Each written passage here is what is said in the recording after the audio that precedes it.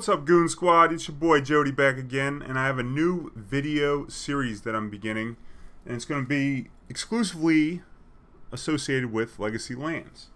And I've been wanting to do something like this for some time, and coming up I have some more content coming out, more time to make the content, so I hope that you enjoyed this. Now, I haven't titled it yet. I've been debating between a couple different names, but I haven't been able to settle on anything, but I wanted to, you know, get the videos recorded as soon as possible. So really, if you have any good ideas for a name of a series, and you'll see how it goes as you watch this video, make sure to drop it down in the comments below.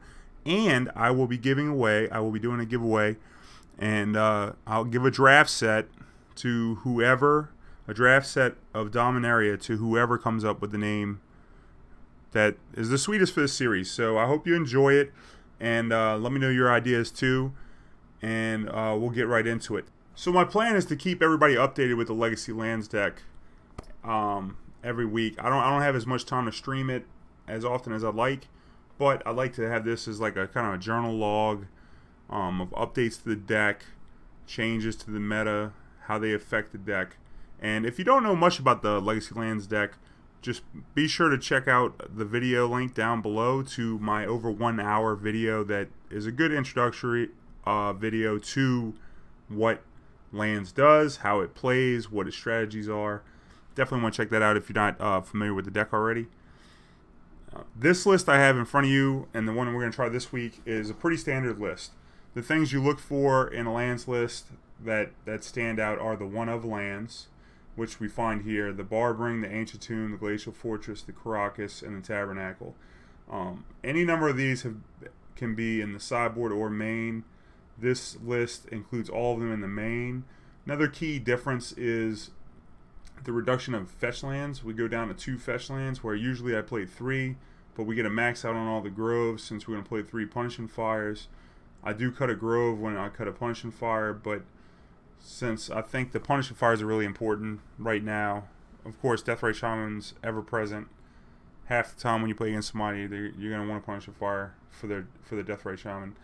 Another key difference: we cut a ghost quarter to make room for a lot of these one of lands, to where we can keep all of our, and the reason to include all of these lands in the main deck is to give us the most amount of space in our sideboard, which we'll get to. You know, pretty standard max combo. We're down to 2 mazes, we have 2 cycle lands, and pretty standard main deck. You know, gamble, crop rotation, exploration. We got the 1 Manabond, the 1 Vortex, the 3 Punisher Fires. Very standard lands list. This is a good place to start. This is where we're starting. As far as the sideboard goes, we have 5 sphere effects. We have trackers for the alternate win con, the 1 of choke for the blue hoser. We have extra removal and Kozilek's return and drop of honey. You can play the double drop, but I'm looking to try the Kozilek's return again. It's a more immediate form of removal. It's a little faster than drop and better in some matches, especially namely elves. And then we have the 1 surgical to gamble for, and overall a pretty standard Legacy Lands list. So let's get to the games.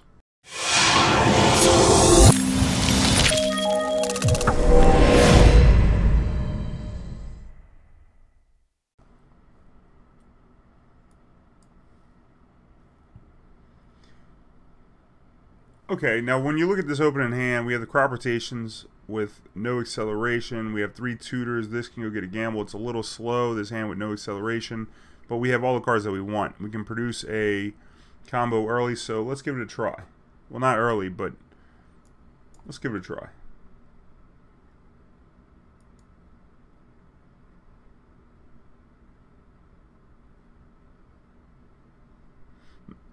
We're on the play. So on turn 1 here, I feel like it's okay to just gamble for a Loam, and then we can crop rotation for a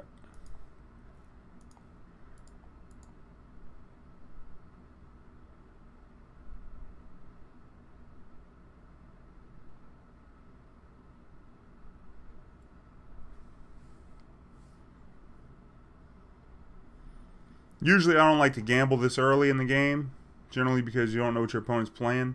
You want to keep most of your tutors for late, but we were going to go ahead and try and ram so we'd have some proactive action through Life from Loam. And of course it's met with a Force Well. Pitch and Flusterstorm.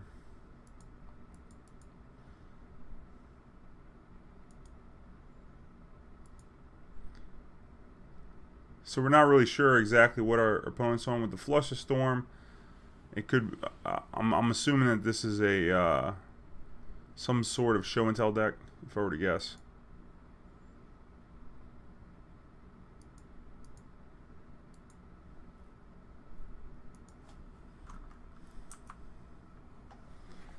Okay, still no acceleration, so we're still looking at combo on turn 4 with some crop rotation interaction. If it's show and tell, we're going to look to see if we can get a Karakas. So we're hoping that our opponent can show and tell in an Emrakul, and then we can beat him with crop rotation for Karakas.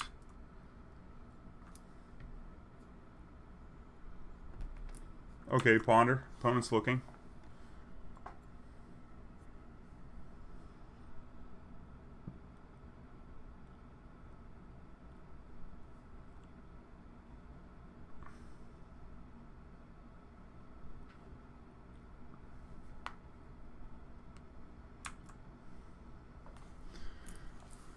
Alright, on the end step here, I think it's safe to fetch for a Sheltered Thicket.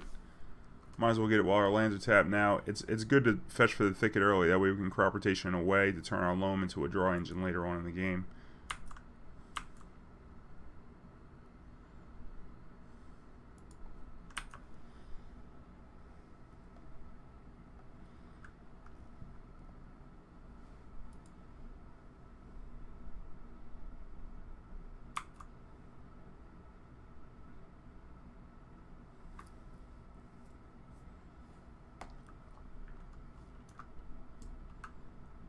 Oh wow, there's a Plains in his deck.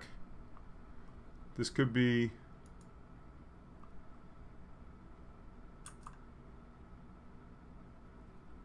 This is definitely a Miracle deck that's main deck in Flusterstorm. So I'm going to go ahead and crop rotation this way now.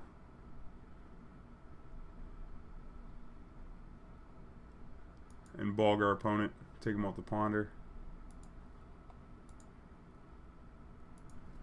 It's not the best play, but it will slow our opponent's development. And if they didn't go land Jace here or play back to basics, I really don't want them searching their deck to get them any closer to those cards.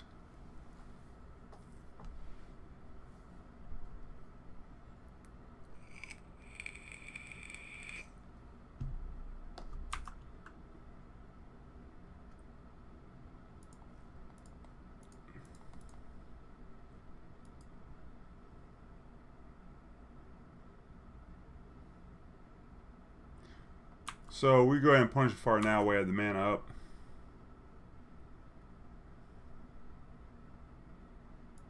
I'm going to play the Exploration now.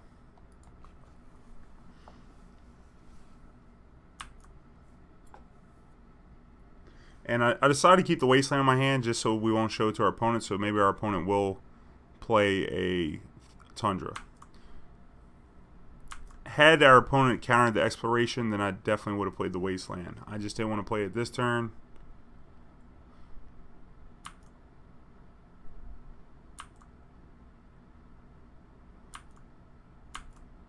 Mentor, huh?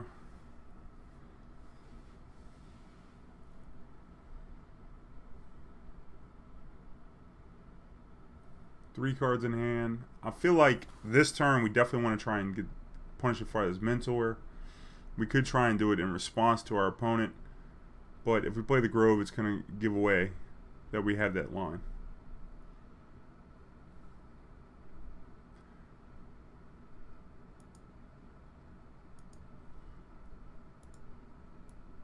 So let's do it now. Maybe our opponent will respond before.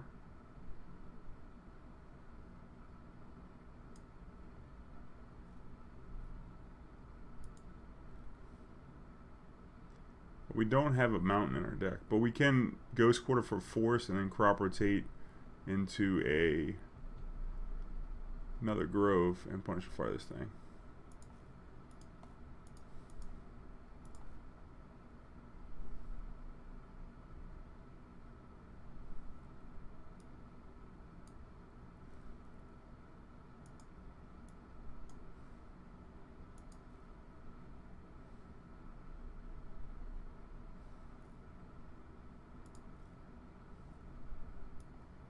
So here we'll get the forest, and then we'll crop rotation away the wasteland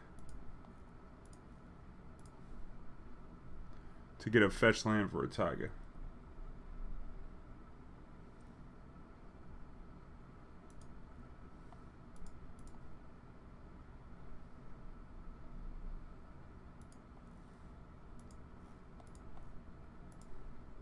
So now we're on the mono punch and fire plan.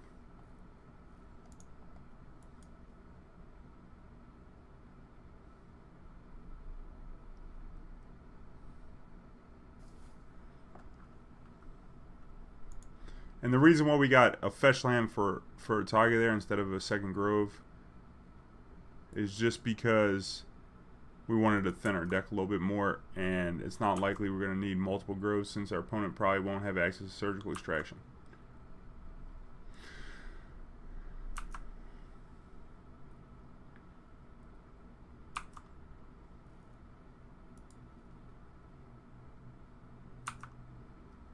There's no rush to kill this monk right now. We might as well wait.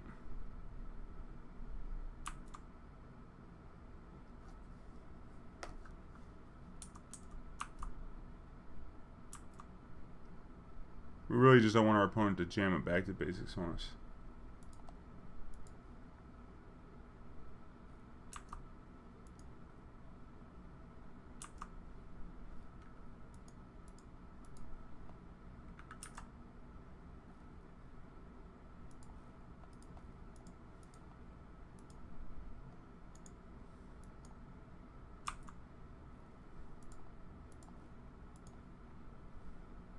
We need a loam, we need a loam.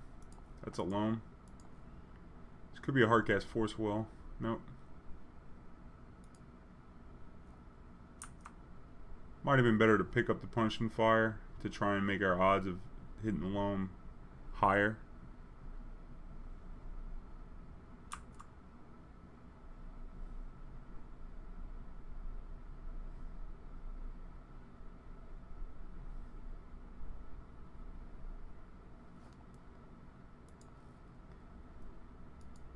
Preordain. The biggest cards we don't want to see right now is a back to basics or a Jace.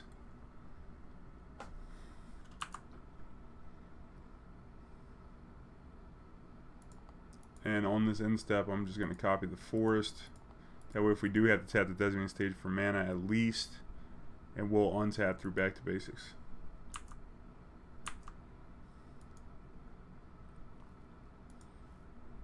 So we'll loan back a Tranquil Thicket, a Sheltered Thicket, and a Ghost Quarter.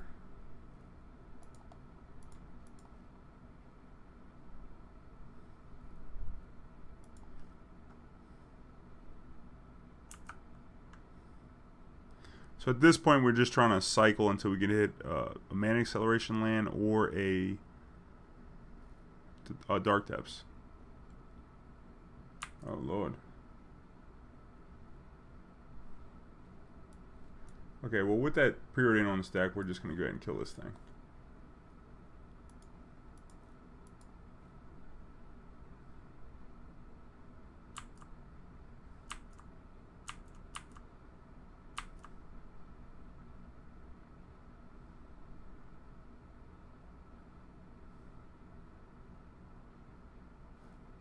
Let's see what they do with the scry. I wonder if there's some way to pop this out here. Yep, pull it outside here. Puts one on top, one on bottom. Interesting.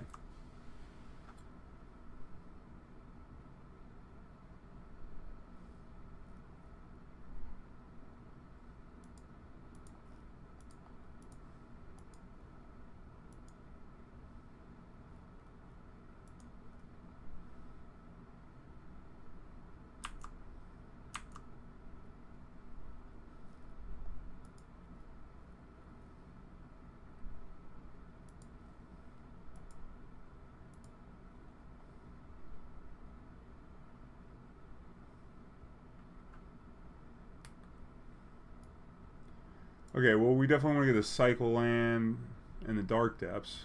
Maybe we should cycle first, and then that we get the full loam.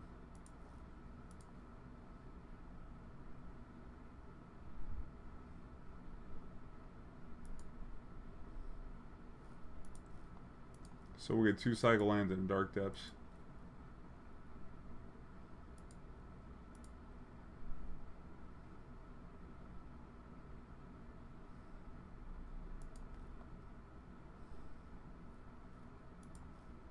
And then we'll present the combo.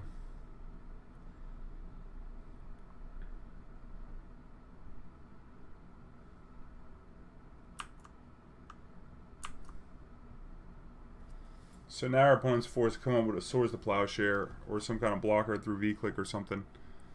The threat of the 2020 is really big here.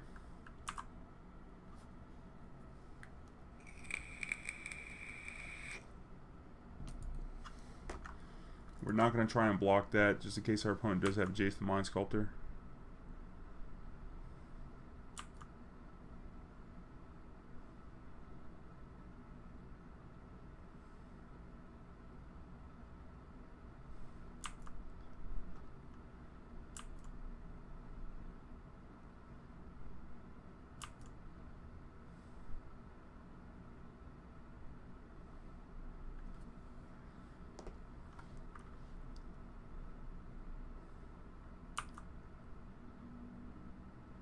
Digging hard for his swords.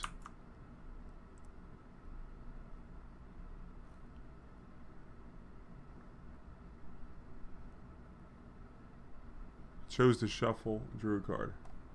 So at this point I will make this.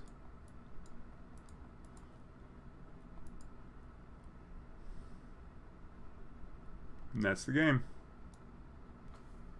Okay, for sideboarding, we're going to board out these cards. We're going to board these cards in for these cards.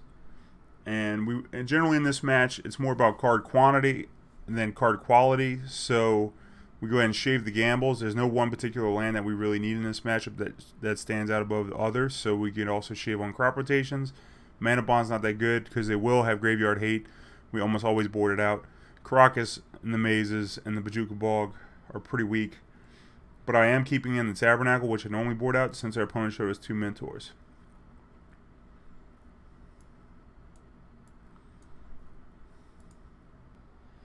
Okay, this hand's not that great with the 2 Dark Depths and the 2 Explorations, but if our opponent uses a Force Will like they did on the Exploration last game, or they use it, then this hand would actually get a lot better. Since we have the backup Accelerant, and then it also provides a possibility of a turn 2 2020. So I am going to keep it. Classic Miracles, turn 1 cantrip.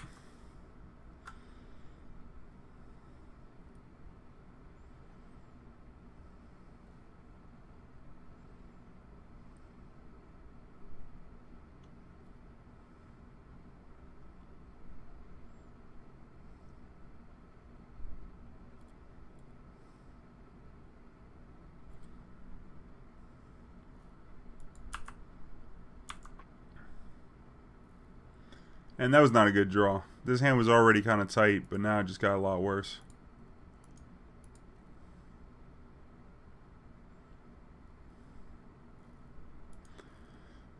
Especially since our opponent didn't use a Force of Will in that Exploration.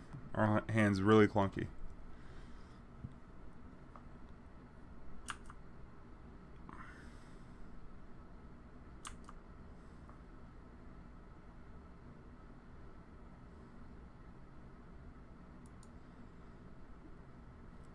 So here I will fetch for a forest to give us some basic protection. And I will try and deploy another Exploration.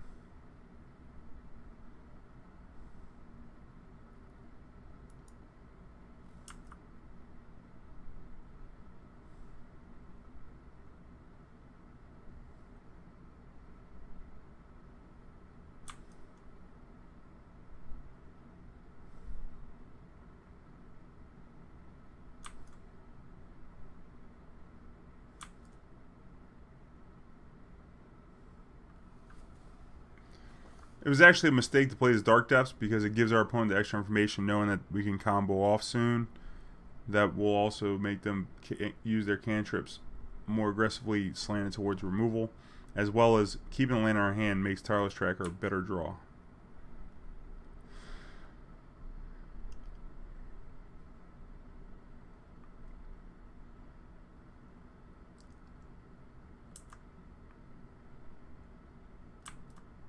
And there's the dreaded back to the basics.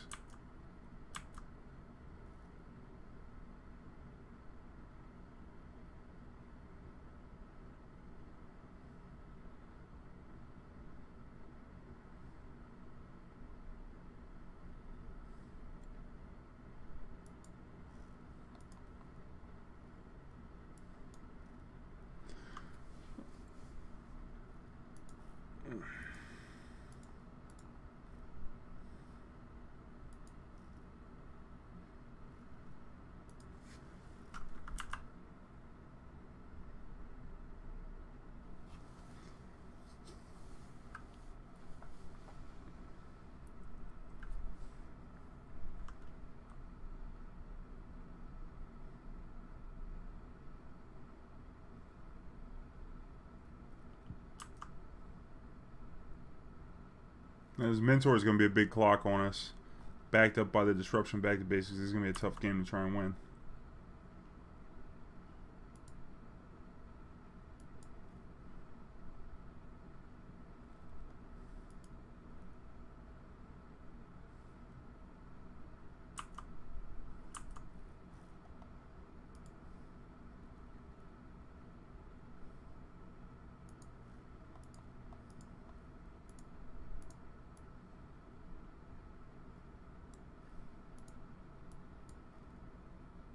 I'm going to ignore trying to punish and fire.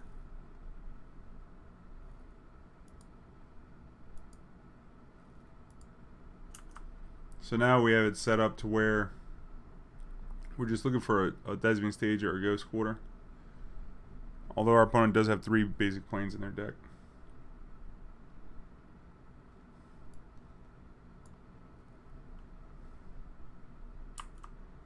We really can't afford to tap these lands for mana to punish and fire.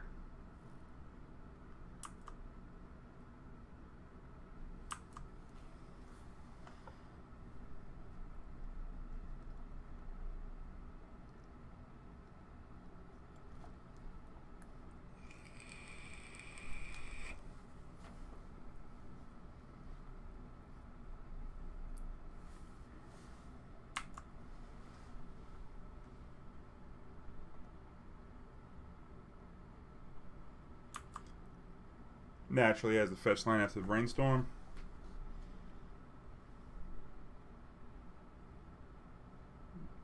Yep, that's Teferi. Multi-format all-star.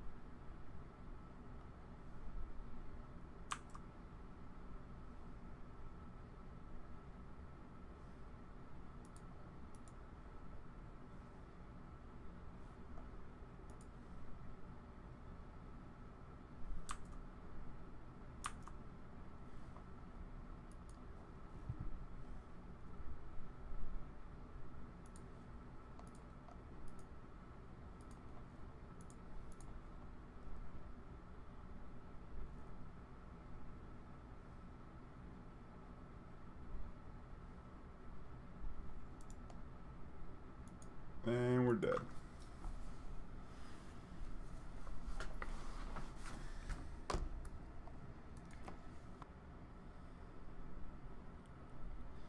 Okay, now that we're on the play, I'm going to swap out the Kozilek's Return for the Surgical Extraction, and we're going to try and combo early if possible, and Surgical is not the greatest, but can give us some insurance against their Surgicals, as well as countering Snapcaster mages.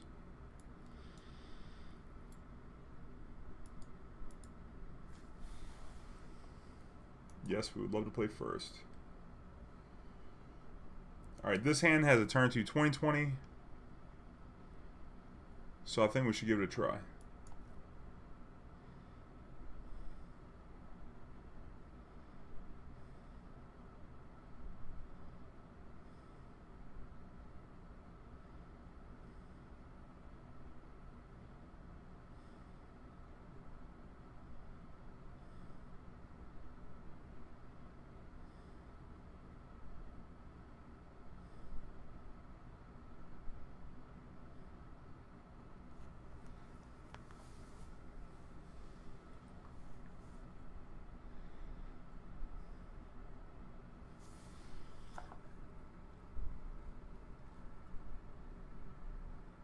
With our opponent mulligan to 6, I'm really thinking that we have to try and finish this game early.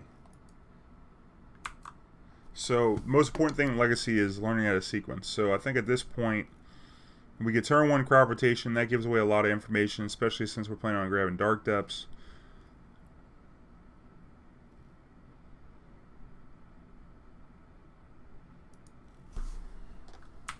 I'm just going to wait. And if our opponent uses a cantrip, then we will respond.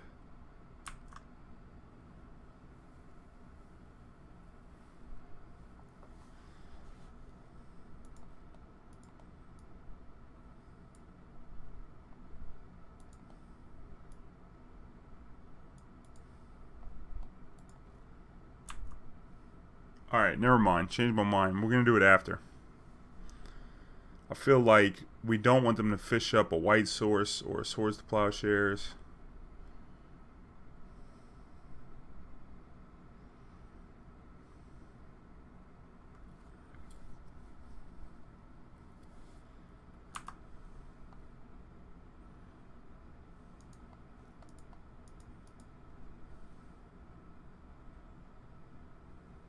And it resolved. Here we go. Whee!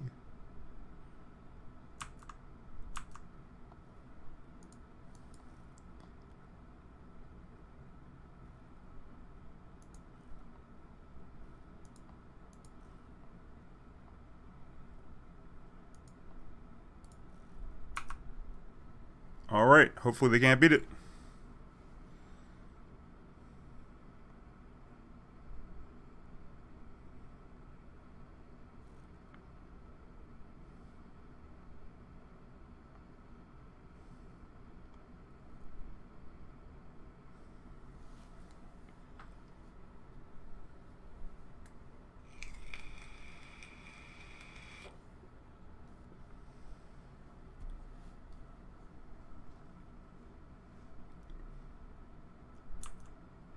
Well, this is a little scary because the opponent does have white mana. But I think we can't really afford not to do this.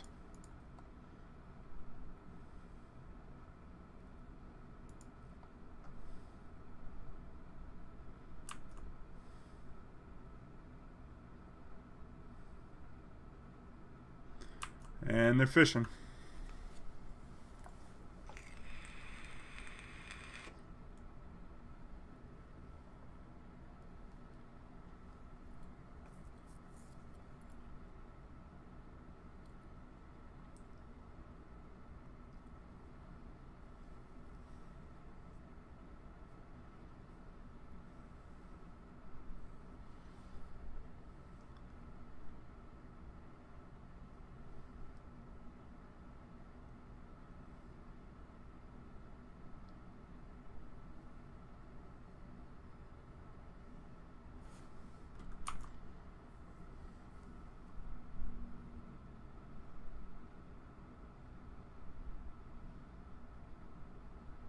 Boo!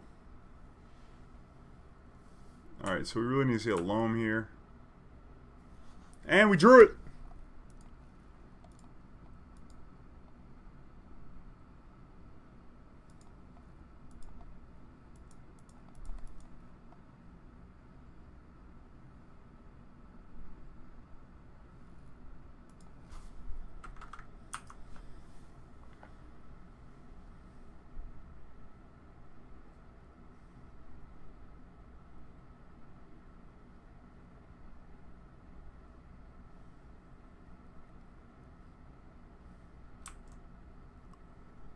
This looks like it's probably going to be a mentor or back to basics.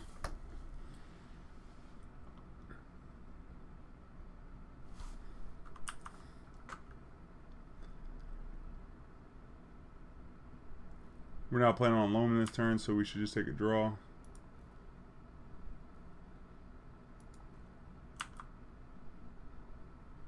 Present 2020 once again.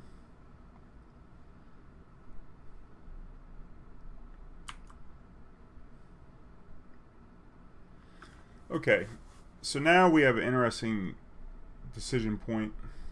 We can wait a turn, which gives our opponent a turn. Now if they have a Snapcaster, I think we boarded out the bog, so there's no point in waiting for an extra mana source. We did. So here we go, round 2, fight.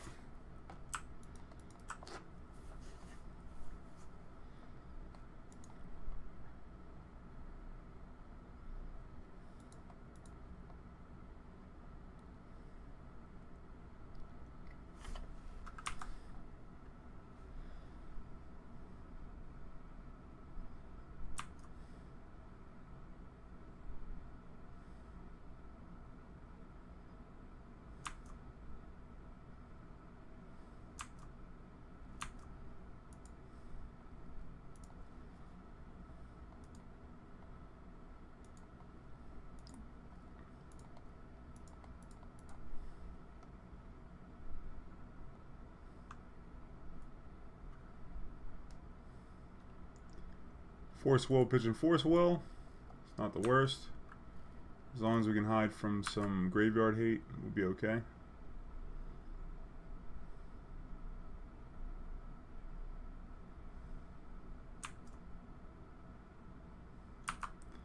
Meaningless attack for 2. Also, since our opponent had to use 2 Swords to Plowshares, that makes their mentors largely ineffective.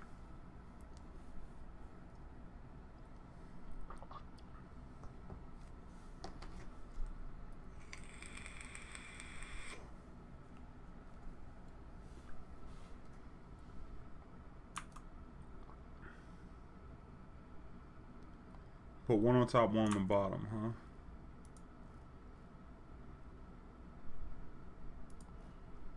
Let's try this again. Stage. Depths. Thicket.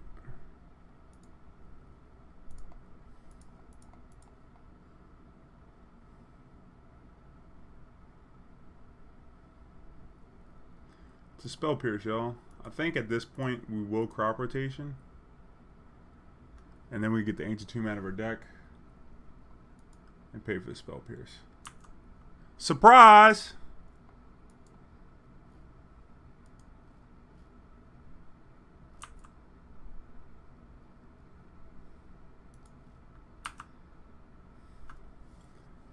This is going to leave our Loam exposed, but we're coming with the 2020 yet again. This is probably going to be a Jace from our opponent.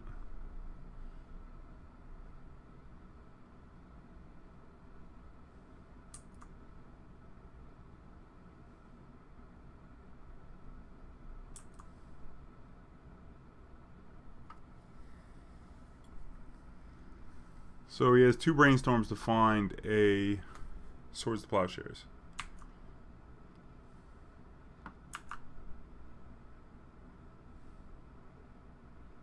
We'll take a draw. And we'll present the 2020 yet again.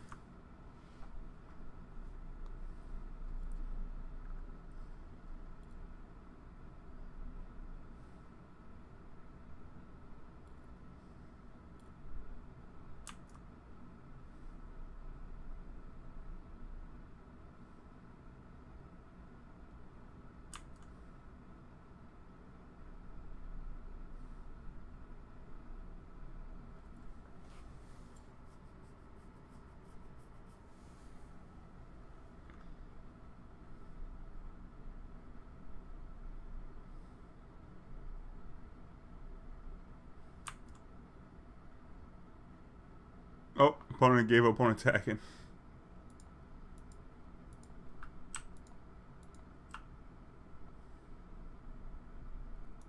Round 3, let's go.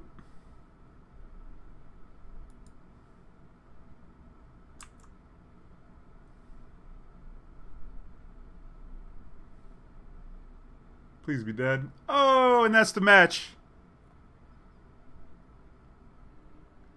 Okay, goons, that was a great win. I think the biggest point that I want to point out in this blue-white miracle match is determining whether you should be attacking their mana base or if you should be just pushing through 2020s. Like, if you look at one of those games, they had all planes, 3 planes out, and a fetch land for a Tundra. So, with no enchantment, it's not a good idea to try and attack their mana. It's better to just try and run the 2020 down their throat. So that's the most important thing in the match, I would say, strategy-wise. And then, of course, our sideboard didn't come up too much, but be aware of back to basics and don't really put yourself in a position where back to basics is really going to blow you out. A lot of times, if you notice in those games, I just left the lands untapped. I used the turn to copy the forest with the Thespian stage instead of doing something else. And just, you know, overall try and guard yourself against back to basics while providing enough pressure. If you can present a 2020, they can't cast a Jace. That's important. And, you know, watch what they do with their cantrips so you can gain more information. But I hope you enjoyed the video, and tune in tomorrow for another match.